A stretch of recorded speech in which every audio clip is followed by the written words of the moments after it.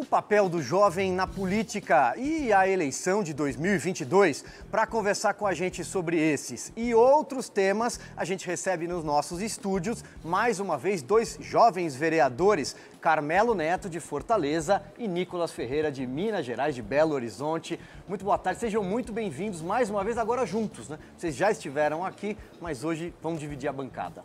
Bom dia para todo mundo, um prazer estar novamente aqui na Rede TV, agradecer por essa oportunidade, cumprimentar a Navarro, Amanda, Nicolas, Constantino, todos que nos assistem. Bom dia. Nessa semana, o país atinge a marca de 100 milhões de vacinados, temos a volta às aulas presenciais aqui no estado de São Paulo, por exemplo. Há uma sensação de volta à normalidade, porém, nós estamos diante da tentativa da tirania do passaporte sanitário. Eu queria perguntar qual é a situação no estado de vocês, nas capitais. Perfeito. Quanto à educação, o Ceará, infelizmente, está atrasado, porque em estados como São Paulo, que já está voltando ao presencial, no estado do Ceará continua no formato híbrido, formato de revezamento. E é muito importante, a gente sabe quantas crianças foram prejudicadas, quase 100 mil no ano passado, que abandonaram as escolas graças ao fecha tudo. Então é importante que as escolas voltem 100% ao modo presencial. Agora a vacinação está bem acelerada, a gente já tem 250 milhões de doses aplicadas no Brasil e eu tenho certeza que o Brasil está superando esse momento difícil, apesar de a gente ter ainda obstáculos a superar, como a crise econômica que o Fica em Casa causou e nós estamos sofrendo hoje com isso, mas eu tenho certeza que o Brasil vai superar tudo isso graças ao trabalho enérgico do governo federal para solucionar esses problemas. Até que ponto é a economia que vai ditar o rumo das eleições, a tônica das eleições no ano que vem? Perfeito. Muito se fala em aumento de preço, em inflação, em desemprego. Isso é de fato um problema real do Brasil, a gente está enfrentando dificuldades. Mas é sempre importante ressaltar o seguinte: a Argentina, nosso país vizinho, tem uma inflação de 47% e tem um presidente de esquerda, Roberto Fernandes, que foi eleito em uma coligação que aqui no Brasil, por exemplo, está bem alinhada ao Lula, à Dilma, à turma do PT.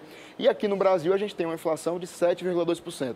Lembrando, isso é uma crise passageira, é uma crise momentânea. Ninguém conseguia prever uma pandemia. A gente passou por uma pandemia. O presidente Bolsonaro deu auxílio emergencial que fez com que o Brasil gastasse mais do que estava previsto em anos anteriores, até porque ninguém conseguia prever a vinda da pandemia. Teve o programa da manutenção do emprego e da renda, que preservou 13 milhões de empregos em 2020 e 2021. Então, uma comparação, enquanto o PT deixou 13 milhões de brasileiros sem emprego, Amanda, o presidente Bolsonaro preservou 13 milhões de empregos no Brasil. Então, essa é a verdade. A gente está vivendo uma crise momentânea, passageira. A gente não pode falar aqui que é culpa do presidente, porque não foi ele que fechou o comércio, não foi ele que disse para todo mundo ficar em casa e que a economia a gente ia ver depois. Então, só uma leve comparação aí da Argentina, nosso vizinho, do quão ruim está a situação lá e que pode ficar muito pior no Brasil se a gente for para a mão de um comunista, de um presidente de esquerda. E perguntar a opinião de ambos. Pode começar, o Carmelo, em relação à educação. O impacto dessa paralisação é uma coisa brutal, né, para a vida desses jovens. E o Brasil foi o país que mais tempo ficou sem aulas, por decisões de prefeitos, por decisões de governadores. Esses que falam tanto em nome da ciência e não apresentam nenhum tipo de evidência científica para essas medidas drásticas. Pergunta muito boa, Rodrigo. A escola realmente, segundo a própria OMS, deveria ter sido a última a fechar e a primeira a reabrir. Não foi o que a gente viu aqui no Brasil. E o estado do Ceará, em específico, o meu estado, que está atrasado na retomada. Outros estados já estão com 100% presencial. E o Ceará, do governador do PT, Camilo Santana, insiste em manter os alunos em casa no modo híbrido. A gente tem que falar do Brasil real. A gente sabe que nós estamos enfrentando dificuldade, mas para solucionar esse problema, o povo precisa de emprego e educação. A educação é uma porta de saída de tudo isso que a gente está vivendo. E enquanto a esquerda, Rodrigo, fica perdida em debates como pronome neutro, todes, menine, pedindo banheiro trans, a gente sabe que tem escola no Brasil que sequer tem banheiro. A gente sabe o quão é difícil ter alguma qualidade no ensino realmente para todos os brasileiros. E isso é uma prioridade. A educação é uma prioridade. Os Ferreira Gomes, que governam o estado do Ceará há 14 anos, vendem como se tivesse a melhor educação do Brasil. Infelizmente, isso é mentira. Eu queria muito que fosse verdade. Mas a verdade é que a Polícia Federal, o Ministério Público, investigam fraudes na educação do meu estado, na cidade de Sobral. E isso é revoltante para qualquer cidadão.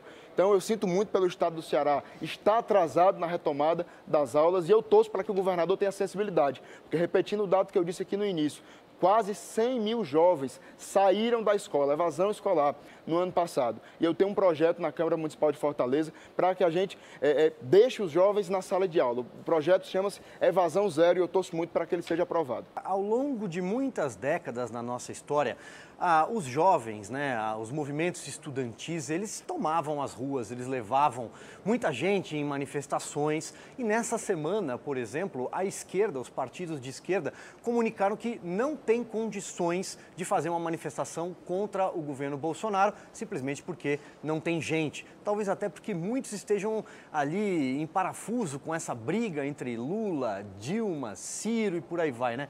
Por que a esquerda não consegue mais levar gente para a rua, especialmente os jovens, né? Lembra-se da UNE, da União Juventude Socialista e, é claro, também ali tinha muito dinheiro do governo, né?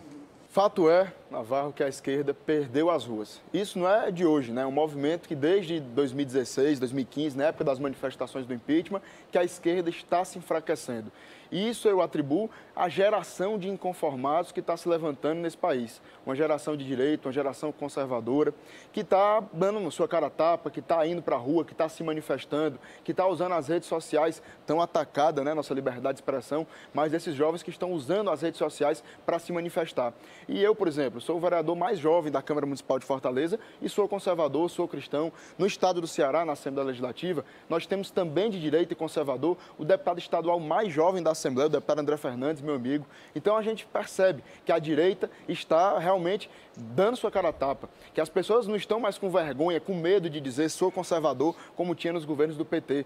Na geração de vocês dois, a gente sabe como era difícil se dizer de direita no Brasil, como tinha quase com preconceito com quem era conservador. Hoje isso está mudando e a juventude faz parte dessa mudança, indo para a rua, dando a cara a tapa, se conformando. Não é para acreditar no que eu estou dizendo, no que o Nicolas está dizendo, no que o Navarro, no que a Amanda diz. Pesquise, vá na fonte, leia revista, artigo, jornal, livro, vá em busca de informação. Eu acho que isso está mudando muito e eu tenho certeza que os próximos anos vão ser melhores do que a gente viveu no passado.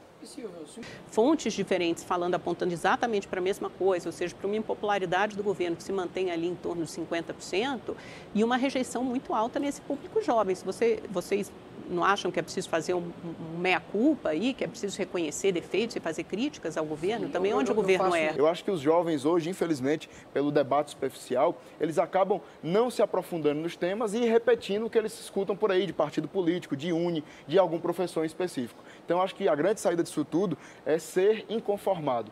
Eu sou um jovem inconformado, o Nicolas é um jovem inconformado e é por isso que a gente está aqui. Vocês dois são inconformados e foram jovens inconformados e por isso estão aqui. E eu acho que a gente tem que questionar, tem que perguntar, tem que ir atrás de informação para sair da bolha de fato, para furar essa bolha que muita gente tenta colocar a gente dentro. Vocês se consideram pessoas agressivas, intolerantes, odientas, ou vocês acham que isso é tudo uma narrativa para tentar interditar, impedir o debate de ideias? Perfeito, excelente pergunta, Rodrigo.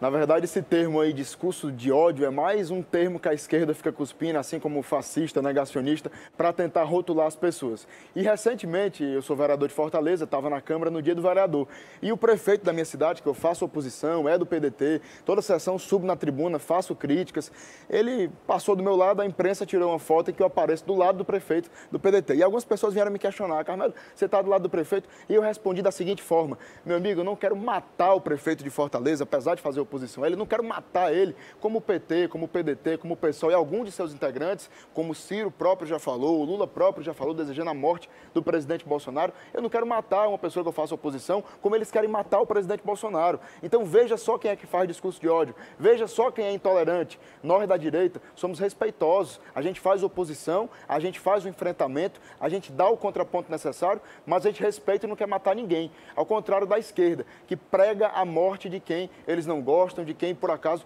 discorda do ponto de vista deles. Então, fica respondido aí com o fato que eu presenciei recentemente. Bom, Carmela, eu vou ter que discordar de você, né? O presidente Bolsonaro passou toda a carreira dele na política como deputado federal falando que ia fuzilar a FHC, na campanha expulsar os petistas do Brasil. Ele é pródigo em fazer todo tipo de ameaça com arma o tempo inteiro e vários bolsonaristas nesse sentido. Mas só para mudar um pouquinho de assunto... bandido tem que ser pau e cana. Bandido não tem que ter pena de bandido, não. É o quê? É Errou, pena tem que de pagar. morte? Não, tem que pagar pelo Mas que os fez, tem que ser petistas, preso. os que votam não, no quem PT... roubou tem que ir pra cadeia. O discurso da direita sempre foi o discurso, ou pelo menos era, da anticorrupção. E agora a gente vê muitos desses bolsonaristas votando a favor de flexibilização de lei de improbidade administrativa, nesse caso o Conselho do Ministério Público. O discurso não é um e a prática outra? O que a gente tem que analisar são os fatos. A gente está vendo o governo do presidente Bolsonaro sem um caso de corrupção sequer. A gente viu no governo do Lula Petrolão, Mensalão, inclusive falando em Petrobras, a Dilma, ao invés de fazer refinarias no Brasil, preferiu até comprar uma refinaria fora daqui, em Pasadena, na Califórnia, nos Estados Unidos, e gerou um dos maiores roubos da nossa história, o Petrolão, o Mensalão e por aí vai. Inclusive, falando em refinaria, o Luiz Inácio Lula da Silva prometeu uma refinaria para o estado do Ceará. E eu tenho certeza que se no Brasil a gente tivesse mais refinarias, o preço do combustível seria mais barato, Nicolas. Sabe o que foi que ele fez? Não entregou, sequer saiu do papel. As refinarias que o Lula fez, ele roubou, enganou o povo brasileiro. Então a gente está vendo um governo anterior de falsas promessas, de ilusão e de corrupção, e agora um governo honesto, que tem o compromisso com o combate à corrupção, até porque dá o exemplo, não rouba. Está enfraquecendo a Lava Jato e o Ministério Público. E aí? Bolsonaro não manda no Ministério Público, no Supremo Tribunal Federal. Vocês acham que o Bolsonaro manda em tudo? Não, são esses deputados. Qual o poder que ele tem para enfraquecer a Lava Jato? São os deputados bolsonaristas, Amanda, quem enfraqueceu a Lava Jato foi o Supremo quando mandou soltar o Lula. Quem enfraqueceu a Lava Jato foi o Augusto Supremo Aras mandando quando soltar desmobilizou todas as foi o forças-tarefas Supremo e mandando apoiador soltar do quem a Bolsonaro. Lava Jato prendeu. O presidente Bolsonaro não manda no Ministério Público, não manda na PGR, não manda no Supremo. Agora tudo é culpa do Bolsonaro, né? É difícil. Vocês sentem que existe essa história da direita permitida, que no fundo é uma esquerda tucana, né? Partido Novo, MBL, todo mundo tucano. Então chegou até ali, você é aceito pela imprensa. Passou dali, você vai ser demonizado como reacionário, ultradireitista, ultraconservador, esses rótulos bobos? A pergunta é boa, Rodrigo, e de fato é o que a gente está enxergando, né? No passado, as pessoas faziam campanha de direita, não digo nem para Bolsonaro, digo conservadores de direita, se maquiavam disso, né? E hoje mostram sua verdadeira face. Eu já fui do MBL e algumas pessoas me questionam, Carmelo, por que você saiu?